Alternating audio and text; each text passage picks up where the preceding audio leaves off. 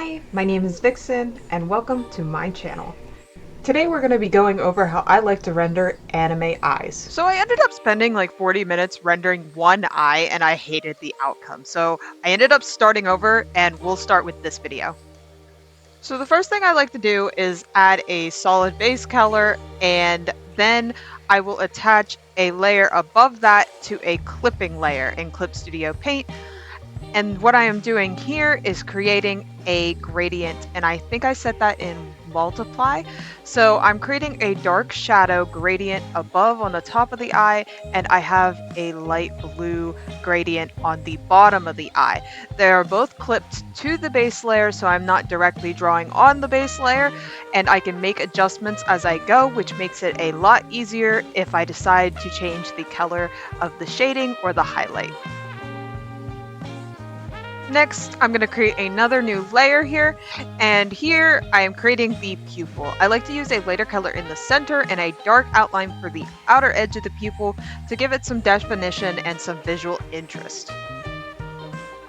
Then next, I add this light pink highlight to the bottom of the pupil to do a little bit of a reflection light on the pupil, which every time I do this, you can see over in the bottom right-hand corner, I am adding a new layer and clipping it. You don't need to add as many layers as I am adding. I just like to do this so that I can make changes, like I'm making changes here to the other highlights that are already existing on this eyeball. So what I'm doing here is creating a hard shadow on the top of the eye. This is going to allow you to have some more darker shadows to make that pupil pop a little bit more and break those highlights pop. This is just like what I like to do, but I also don't blend this. The only gradient I have on the eye usually is that gradient that we put on the eye at the start. This is all going to be hard shading.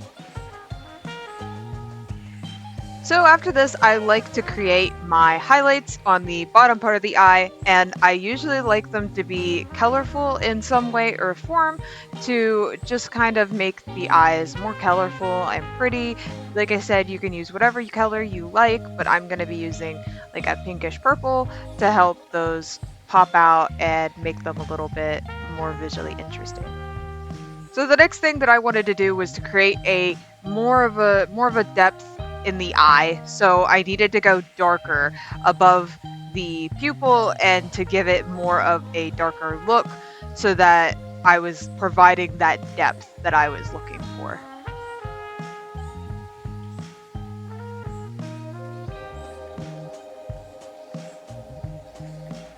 And then finally here at the end, I started adding some more highlights, and I ended up changing my bottom highlights a little bit. And basically from here on, I was just touching up the colors and the main focus for the highlights and made sure everything was cohesive. After that, I went in and colored the line art around the pupil. I personally like to do this. Not everybody likes to do this, but I did it to make the eyes look softer. And then I went in with an array of colors for the eyelash and the bottom eyelash to give the eyes a little bit more color rather than being that dark black.